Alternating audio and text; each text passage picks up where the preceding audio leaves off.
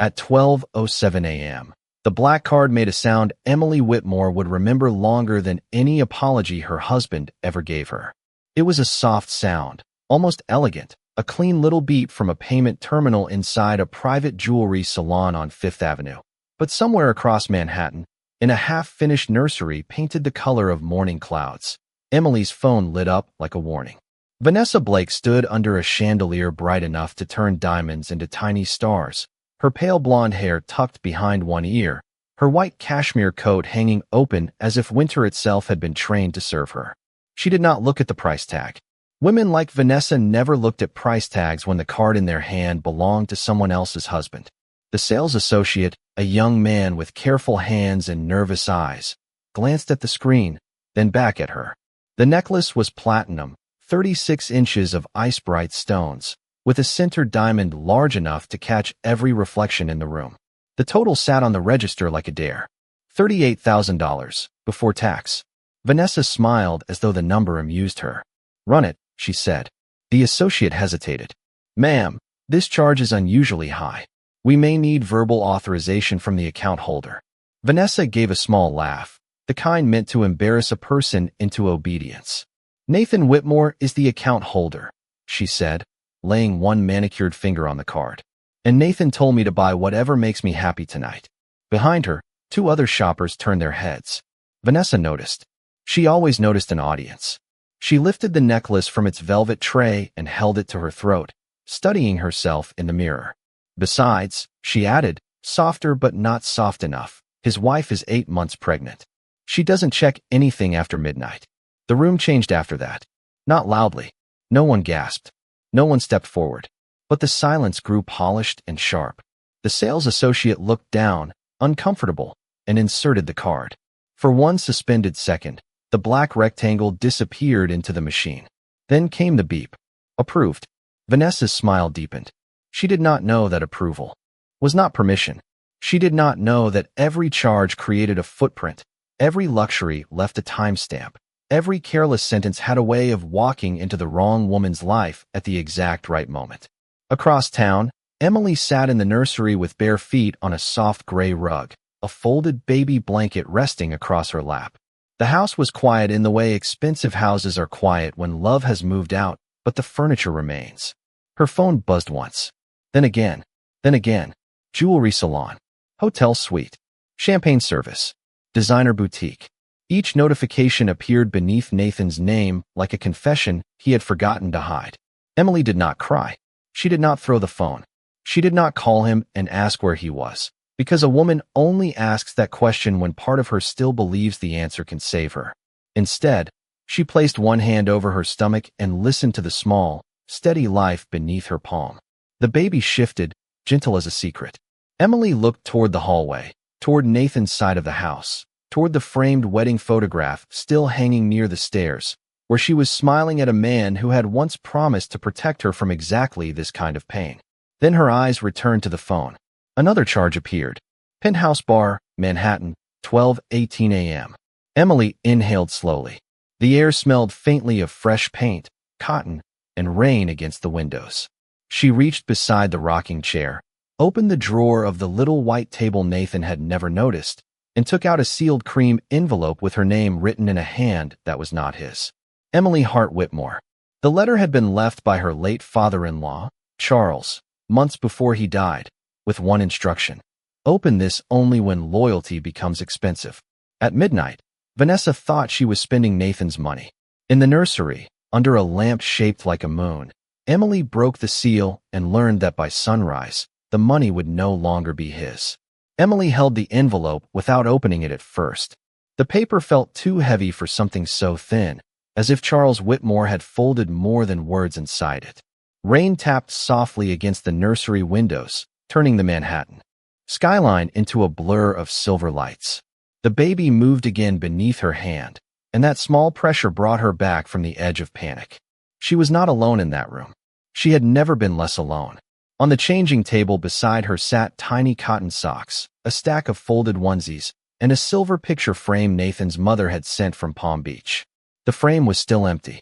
Nathan had said they would take a maternity photo together when he was less busy. When the board calmed down, when the market settled, when life became convenient enough for him to remember he had a wife. Emily had believed him for a while. She had built patience around his excuses the way other women built nurseries, one soft detail at a time. But patience had a sound when it finally broke. For Emily, it was not shouting. It was the clean tear of an envelope seal at 12:23 a.m. Inside was a letter in Charles's careful handwriting and a slim stack of legal pages, each marked with colored tabs. Emily had known Charles as a stern man, old New York, silver hair, tailored suits, a voice that could quiet a boardroom without rising. He had never been warm in obvious ways. He did not hug often. He did not praise loudly. But after Nathan missed her first ultrasound because of a golf weekend in South Carolina, Charles had sent Emily a handwritten note and a driver to take her home. After Nathan forgot her birthday dinner, Charles had appeared the next morning with yellow roses and no questions. Some men apologized for their sons without ever saying the word sorry. Emily unfolded the letter. "My dear Emily," it began, "if you are reading this, then my son has mistaken your grace for permission." Her throat tightened, but her eyes stayed dry. The words continued, each sentence calm, precise, devastating. Charles had seen the cracks before Emily wanted to name them. He had watched Nathan become careless with money, careless with people, careless with the woman carrying the next Whitmore heir. So he had done what powerful men do when they still possess a conscience. He had written protection into paper. The family trust, the voting shares, the residence clause, the temporary transfer of control if marital misconduct placed the mother of the heir under financial or emotional risk during pregnancy. Emily read that sentence 3 times, not because she did not understand it, but because for the first time that night, the ground beneath her stopped moving. Her phone buzzed again. A charge from a luxury hotel bar, then another from room service. Vanessa was still spending. Nathan was still letting her. Emily looked at the wedding photograph in the hallway beyond the open nursery door. In it, Nathan was kissing her forehead beneath a shower of white rose petals. He had looked proud then, almost humbled by being loved. But photographs were merciful liars. They kept the light and left out what came after. Emily gathered the papers against her chest and rose slowly from the rocking chair. 8 months pregnant meant every movement asked something of her, but she moved with care, not weakness. Downstairs, the house glowed with security lights and polished marble. Nathan's world was everywhere. His initials on the wine cellar door, his framed magazine cover in the study, his name engraved on silver invitations stacked near the entry table. Yet as Emily entered the old library, she noticed something she had ignored for years. The house did not feel like Nathan. It felt like Charles. It felt like rules older than arrogance. She placed the documents on the mahogany desk, unlocked her phone, and found the contact saved under a name Charles had insisted she keep. Daniel Pierce, Family Counsel. Her thumb hovered only once. Then she pressed call. It rang twice before a man answered, awake as if he had been waiting inside the silence. "Mrs. Whitmore," Daniel said. "Did he use the card tonight?" Emily looked at the latest charge glowing on her screen, then at the letter beneath her palm. Her voice came out quiet, steady, and completely unfamiliar to her husband's house. "Yes," she said, "and I am done paying for his mistakes." The call ended, and Emily stood in the library with the phone still warm against her palm. For several seconds, the only sound in the house was the rain sliding down the tall windows and the soft hum of the lights above Charles Whitmore's old desk. Daniel Pierce had not sounded surprised. That unsettled her more than if he had. He had asked one question, then told her to stay inside, keep every notification, and touch nothing until he arrived. His final words had been simple. "Do not warn Nathan." Emily placed the phone face up beside the documents. Another charge appeared at 1:06 a.m. Private car service. Then a restaurant lounge near Central Park. Vanessa was moving through the city like a woman trying to leave glitter on every surface Nathan owned. Emily watched the numbers climb without blinking. Once, those charges would have made her feel humiliated, as if every dollar spent on another woman erased another inch of her place in his life. Tonight, they felt different. They felt like evidence. She opened the bottom drawer of the desk and found the small leather folder Charles had given her after the wedding. She had barely looked at it then. Nathan had laughed when she tried to ask about the trust structure, kissing her cheek and telling her that lawyers existed so beautiful wives did not have to worry about boring things. She had smiled because she was 29 in love, and still mistaking condescension for protection. Now, under the cold library light, she understood that some cages were lined with velvet so the prisoner would complement the softness. At 1:31 a.m., headlights crossed the front windows. For one breath, Emily thought Daniel had arrived early. Then the engine cut off in the driveway, and the front door opened with Nathan's code. She closed Charles's letter and rested both hands on the desk. Nathan entered the library without knocking, still wearing his dark overcoat, his hair damp from the rain, his tie loose enough to suggest carelessness he wanted mistaken for charm. He smelled faintly of expensive cologne that was not his. His eyes went first to Emily's face, then to the papers beneath her hand. A flicker passed through him. Not guilt. Irritation. "Why are you awake?" he asked, as if her insomnia were an inconvenience. Emily looked at him. For months, she had practiced gentle openings, reasonable tones, careful questions that would not make him defensive. Tonight, she had none left to offer. "Where is the black card, Nathan?" He gave a short laugh and walked to the bar cart Charles had kept in the corner, though Emily noticed he did not pour anything. "Is that what this is about?" he said. "A few charges?" "It is about who has it." Nathan turned, one hand in his pocket, his wedding ring catching the library light. "Vanessa borrowed it. She had an event. I told her to get what she needed." Emily felt the baby move again, slow and firm, as if reminding her where her loyalty belonged. "You gave another woman access to our account while your pregnant wife sat alone in the nursery." His expression hardened at the word pregnant, not with tenderness, but with fatigue. "Do not use the baby every time you want to win an argument." The sentence landed quietly, and that made it worse. Emily did not move. She only watched him become exactly the man Charles had prepared for. Nathan stepped closer, lowering his voice as though kindness could be faked by volume. "You have the house, Emily. You have the name, the staff, the security, the doctor in Boston, the nursery you redesigned 3 times. What else do you want?" She looked past him to the wedding photograph in the hall, to the younger version of herself who had believed being chosen meant being cherished. "Respect," she said. Nathan smiled, tired and cruel in the polished dark. "Vanessa makes me feel alive. You make me feel trapped." For a moment, the rain seemed to stop. Emily's face did not change, but something behind her eyes closed with the quiet finality of a locked door. Nathan mistook her silence for injury. He always had. He adjusted his cuff, already bored with the damage he had done. "Go back to bed," he said.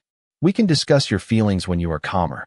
Emily lowered her gaze to Charles's envelope, then back to her husband. Her voice was so steady it made him pause at the door. "Then I will open the cage." Nathan frowned, not understanding. He would understand soon enough. Outside, another set of headlights turned through the rain and swept across the windows. This time, the car stopped at the front steps, and Daniel Pierce stepped out carrying a black leather briefcase. Daniel. Pierce did not hurry when he entered the Whitmore house. Men who carried the truth for a living rarely needed speed.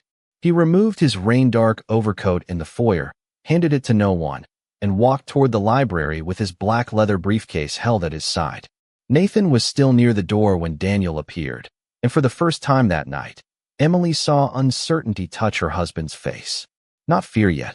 Nathan was too proud for fear before breakfast, but something close to recognition, something sharp enough to disturb him.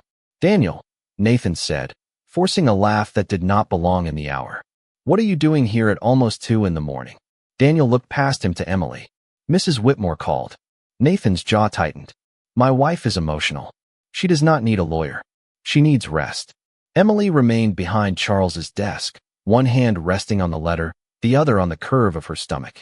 She noticed how easily Nathan spoke about her, as though she were furniture in a room he owned. Daniel noticed too, but his expression did not change. "I am not here as marriage counsel," he said. "I am here as trustee counsel for the Whitmore Family Trust." That sentence changed the room more than thunder could have. Nathan's eyes moved to the documents on the desk. "What documents?" Daniel set the briefcase down, opened the brass locks, and withdrew a folder bound with a navy ribbon. The gesture was old-fashioned, almost ceremonial, the kind of quiet theater Charles Whitmore would have appreciated. "Your father amended the trust 16 months before his death," Daniel said. "Emily was notified of its existence. You were notified of your obligations." Nathan scoffed, but the sound came too quickly. My father was paranoid. He added clauses to everything. He added one clause because he understood his son, Daniel replied. Emily looked down, not because the words hurt her, but because they confirmed a grief she had never been allowed to speak. Charles had known. Before the pregnancy announcements, before the nursery, before Vanessa's name began appearing too often in places it should not have appeared, Charles had known Nathan's weakness was not temptation. It was entitlement. Daniel placed the first page before Emily, then turned it slightly so Nathan could read the heading. Temporary protective transfer of voting control and asset administration. Nathan stepped closer. This is ridiculous. Daniel's voice stayed level. It is enforceable. Nothing transfers without my signature. This does. Daniel tapped a paragraph with his index finger. If documented marital misconduct occurs during the third trimester of pregnancy, and if trust assets or family credit instruments are used in a manner that creates financial exposure or reputational harm, temporary control moves to the mother of the unborn heir until a full board review. Nathan stared at him, then at Emily, as if she had somehow written the clause herself in the last 20 minutes. You cannot be serious. Emily said nothing. Her silence made Nathan angrier than an argument would have. Daniel opened a second folder. The card activity tonight is sufficient to trigger review. The charges are time-stamped, categorized, and attached to the family account. The hotel authorization also created a compliance alert. Compliance alert? Nathan repeated.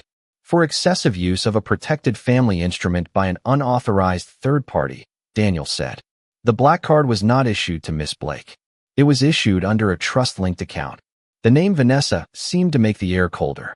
Nathan looked toward the windows where rain turned the glass into moving shadows.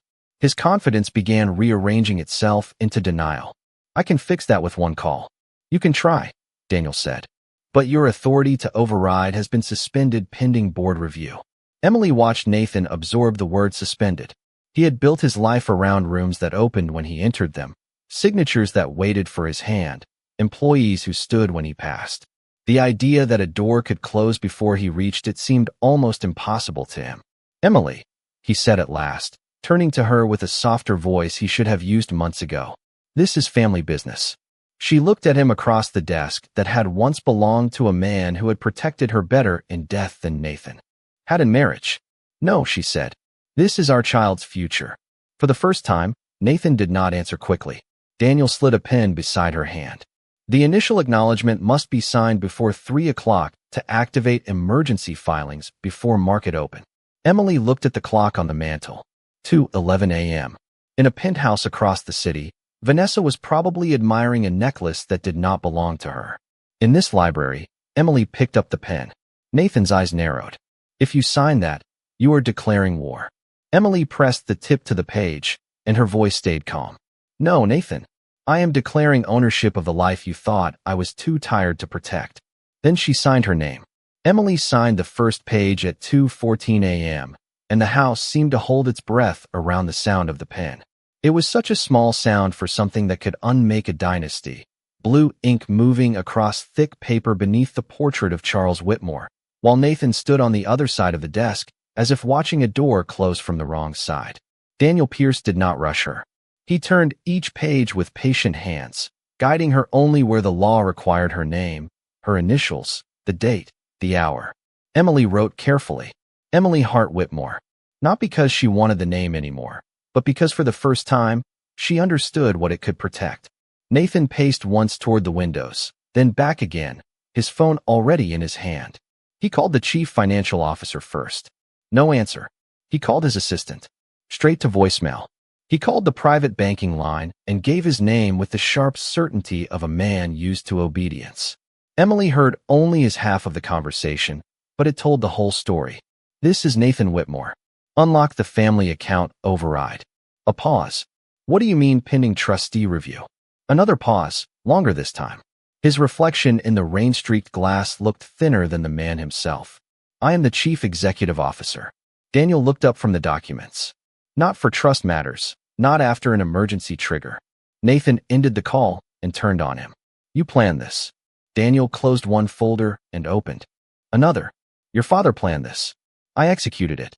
The words settled into the library like snow. Emily remembered Charles in that very room. standing beside the fireplace on Thanksgiving 2 years earlier while Nathan entertained investors in the dining room.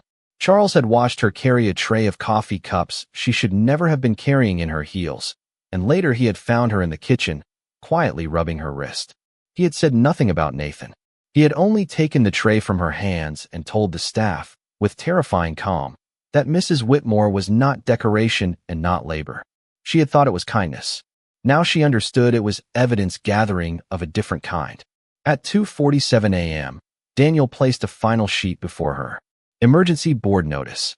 Meeting scheduled for 7 a.m. Temporary acting chair recommendation attached. Emily read the line twice. Her mouth went dry, but her hand did not shake. Nathan saw it and laughed under his breath, not because he found it funny, but because arrogance often laughs when it has run out of shelter. "You think they will put you at the head of that table?" he asked. "You do not even know how the company works."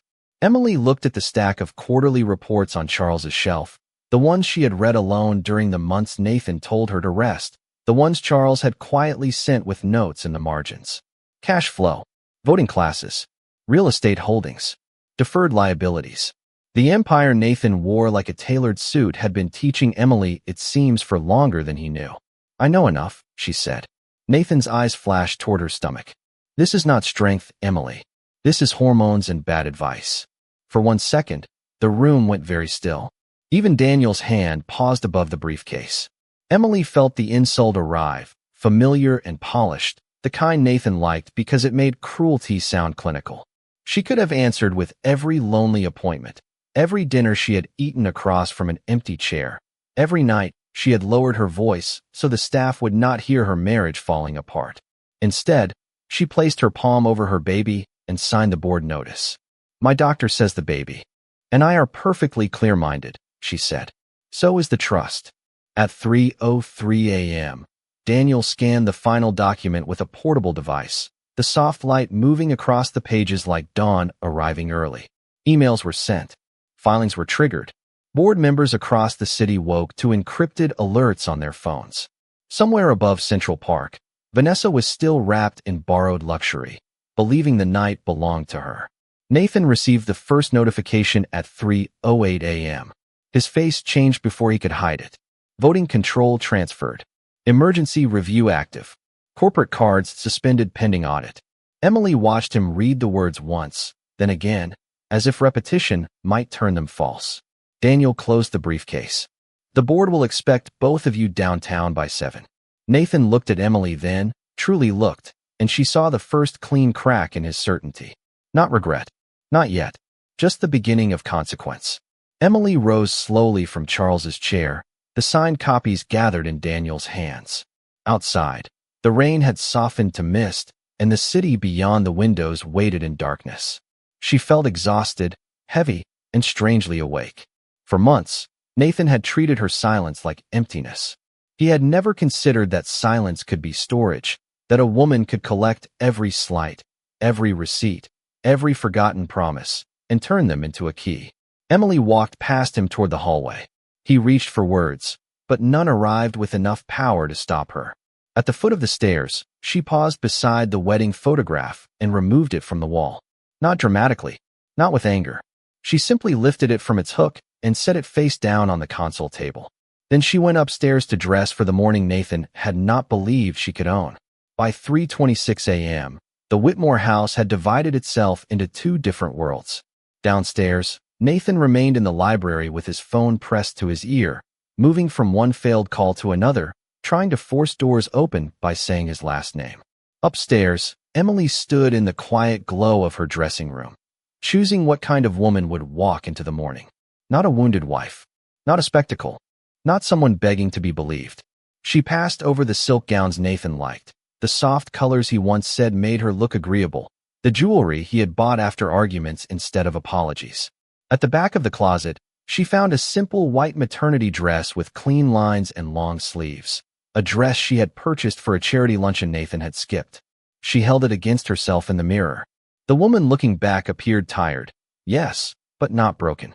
Her face was pale from the long night, her eyes shadowed, her hair loose over her shoulders. But beneath the exhaustion, there was something Nathan had never learned to measure. Resolve. She dressed slowly, one careful movement at a time. 8 months of pregnancy had made haste impossible, and for once Emily was grateful for that. Every button became a decision. Every breath became a boundary. She fastened small pearl earrings, then opened her jewelry drawer and looked at her wedding ring.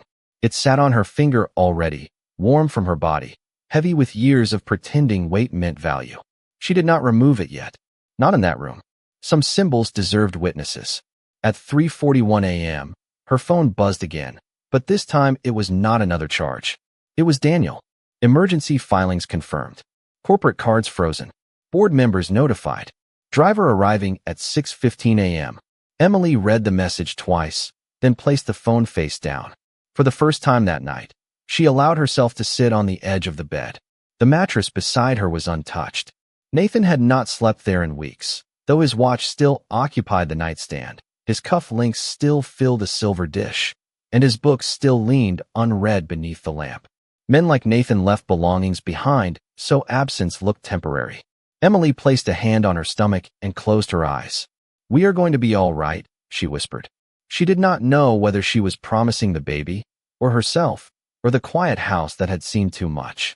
Across the city, Vanessa Blake woke in the penthouse suite at 4:02 a.m. with the lights still on and shopping bags scattered across the carpet like bright little trophies.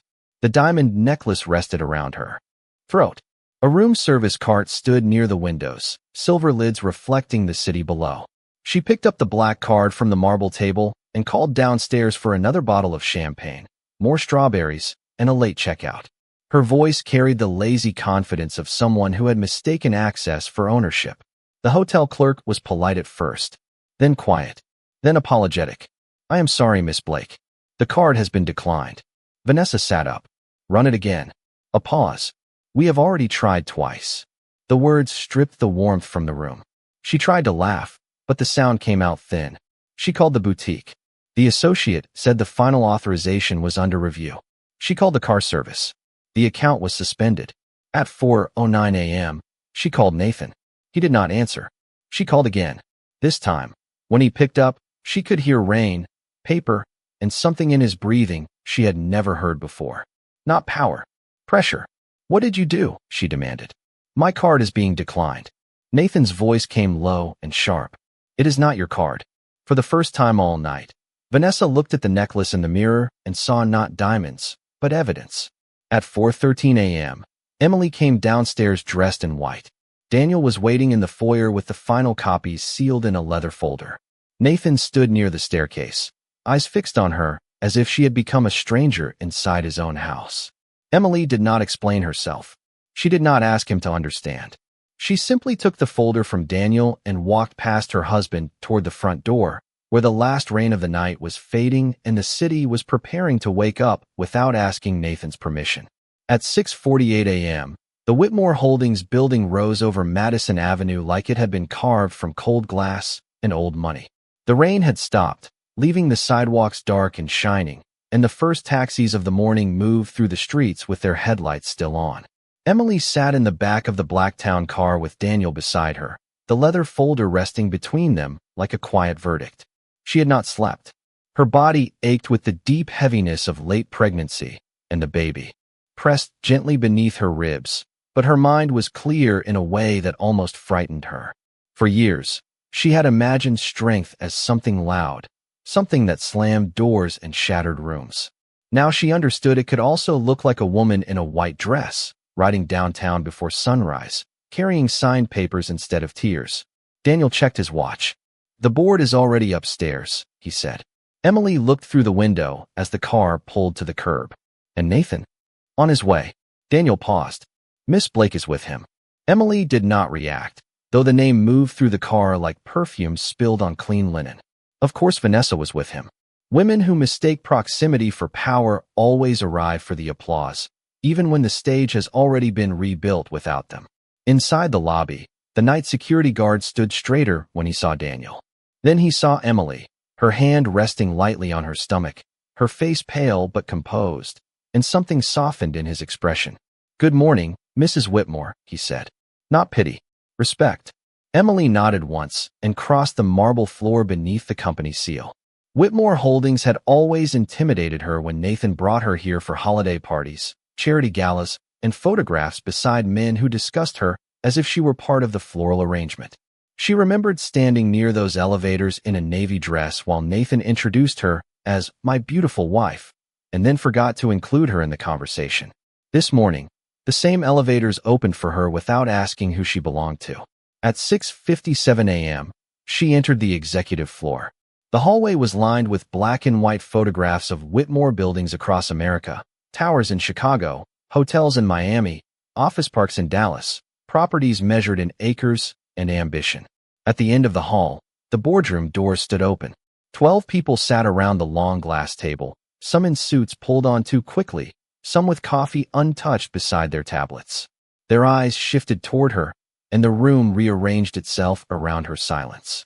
Daniel pulled out the chair at the head of the table. Charles's chair. Nathan's chair. Emily looked at it for one breath, then sat down. The leather was cool beneath her palms. Her reflection appeared faintly in the glass table. White dress, tired eyes, steady mouth. One hand over the future Nathan had tried to reduce to an inconvenience. Daniel placed the folder before her and set a printed nameplate at the edge of the table. Emily Hart Whitmore, acting chairwoman. No one spoke for 3 seconds. Then one board member, an older woman named Margaret Sloan who had once sent Emily a baby book after Nathan forgot the shower, inclined her head. Mrs. Whitmore. Emily returned the nod. At exactly 7 a.m., the elevator doors opened hard enough for the sound to travel down the hallway. Nathan entered first, his tie crooked, his eyes red from a night of failed calls, his confidence dressed, but not fully buttoned. Vanessa followed half a step behind him in the white cashmere coat, the diamond necklace still shining at her throat. She looked prepared to be seen, until she reached the doorway and realized everyone was looking past her. Nathan stopped when he saw Emily at the head of the table. For the first time since she had known him, he seemed unsure where to stand. His gaze dropped to the nameplate, then to Daniel, then back to his wife. Emily, he said, almost laughing. You are in my seat. Emily looked at him across the length of the glass table. The morning light touched her face, soft and merciless. No, Nathan, she said. I am in the seat your father reserved for the person protecting your child. The sentence did not echo, but it seemed to remain in the boardroom after Emily finished speaking. Nathan stood at the doorway with Vanessa beside him, both of them framed by the pale gold light coming through the windows, and for one strange moment the room looked like a photograph taken just before a family name changed hands. Daniel Pierce rose from the chair to Emily's right and opened the leather folder. This emergency meeting of the Whitmore Holdings board is now in session, he said. His voice was calm enough to make panic feel inappropriate. At 3:03 this morning, the protective provisions of the Whitmore Family Trust were activated under Section 9, Subsection 4. Nathan stepped forward. This is absurd. I was never given proper notice. Margaret Sloan looked down at her tablet. You received notice at 3:08. Another board member added. Receipt confirmed through your executive device. Nathan's mouth tightened. Vanessa glanced at him, waiting for the version of Nathan who made people uncomfortable until they surrendered. But that version needed power behind him. This morning, Power was seated at the head of the table in a white dress with one hand resting over her child. Daniel continued. The trust has transferred temporary voting control of 62% of Class A shares to Mrs. Emily Hart Whitmore, acting as protective administrator for the unborn Whitmore heir. The words moved around the table like cold water. 62%. More than a majority. More than a warning. Enough to turn every locked door in the building toward Emily. Nathan stared at Daniel. That is my company. Emily looked at him then. Not with anger. Anger would have given him a familiar place to stand. Her expression was quiet, almost sorrowful, and somehow that made the loss sharper. It was your responsibility, she said. You treated it like an allowance. Vanessa shifted in the doorway, the diamond necklace catching a blade of sunlight.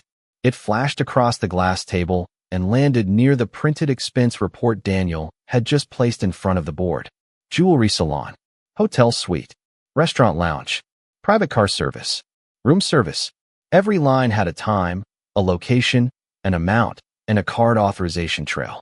Vanessa saw the pages and reached instinctively for the necklace at her throat.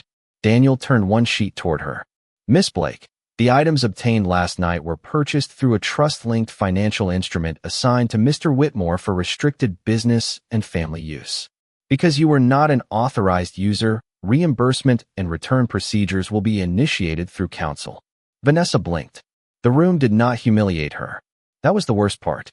No one raised a voice. No one called her names. They simply reduced her glittering night to a list of recoverable charges. Nathan said I could use it, she said. But her voice no longer had the boutique's polished confidence. Nathan no longer had authority to extend that permission, Daniel replied. Nathan turned on him. Do not talk to her like she is on trial. Emily's eyes moved from Nathan to Vanessa, then back to the documents. No one here is on trial, she said. This is just accounting. That sentence landed softly and destroyed more than shouting could have. The chief financial officer cleared his throat and slid another report across the table. Effective immediately, all corporate cards connected to Mr. Whitmore are suspended. All personal guarantees drawn from trust reserves are frozen. The East 74th Street residence moves under Protected Asset Administration. The Palm Beach property is under review. Executive access requires board approval until the investigation closes. Nathan's face changed with each sentence, not dramatically, but in tiny losses. A tightened jaw, a slow blink, a hand lowering from his pocket. The man who had entered as owner was becoming a guest in real time. You are making a mistake, he said to the board, but he was looking at Emily. She is doing this because she is hurt. Emily let the words pass. Hurt had been there, yes. It had sat beside her in the nursery. It had watched the receipts arrive. It had stood with her in the library while Nathan called her a cage. But hurt was not what signed the papers. Hurt was not what Charles had built into the trust. Hurt was not what now held 62% of the room. I am doing this, Emily said, because our child deserves a name that is protected by discipline, not damaged by appetite. Silence followed. Vanessa slowly unclasped the necklace. Her fingers trembled, not from fear of Emily, but from the discovery that luxury without ownership could be removed in seconds. She placed it on the conference table, where it looked smaller than it had at midnight. Nathan looked at the necklace, then at his wife, and something in his pride finally understood the shape of the morning. Emily did not smile. She did not need to. The sun had risen high enough to fill the boardroom, and every polished surface reflected the same truth. The night had been expensive, but the bill had found the right man. For several seconds after Vanessa placed the necklace on the conference table, no one moved. The diamonds sat between the expense reports and the morning coffee cups, stripped of their music, their promise, their borrowed shine. At midnight, they had looked like victory against Vanessa's throat. By morning, they looked like property waiting for return. Emily watched the light pass through them without touching her face. She felt no triumph rising in her chest, no sweet rush of revenge. Only a strange, quiet space where pain had been making noise for too long. Daniel gathered the documents, and Margaret Sloan called for a formal vote to confirm emergency administration. One by one, the board members approved it. No speeches, no drama, just voices around a glass table, measured and final, while Nathan stood near the doorway learning what consequence sounded like when spoken by people who no longer needed his permission. When the last vote was recorded, Daniel turned to Emily. Mrs. Whitmore, you have full temporary authority under the trust until the review is complete. Nathan flinched at the word full. Vanessa looked toward the elevators, as if hoping the hallway might offer her a graceful exit, but the doors remained still and silver. Emily placed both hands on the arms of Charles's chair and stood slowly. The room rose with her, not because she demanded it, because something in the room understood that the center had changed. Nathan took one step forward. Emily, wait. His voice was different now, lower, no longer sharpened by pride, but softened by need. It was the voice he should have used in the nursery, in the doctor's office, at all the dinners where she had sat across from an empty chair. We should talk privately. Emily looked at him. For a moment, she could still see the man from the wedding photograph, handsome beneath white rose petals, promising forever with such confidence that she had believed forever was safe in his hands. Then she saw the man from the library, telling her she made him feel trapped while their child moved beneath her heart. Both were real. That was the cruelty of it. We did talk privately, she said. You told me the truth. Nathan swallowed. I was angry. No, Emily said gently. You were comfortable. The words did not strike him loudly. They settled on him, and that was worse. Vanessa reached for her purse with careful hands. The white cashmere coat that had looked so expensive under chandelier light now seemed too bright for the room. Nathan, she whispered, but he did not turn toward her. His eyes were fixed on Emily, on the woman he had assumed would always remain reachable if he sounded sorry enough. Emily looked down at her wedding ring. The gold band caught the morning light, simple and warm, still carrying the shape of years on her finger. She twisted it once, slowly. It resisted for a breath, then slipped free. The room became impossibly quiet.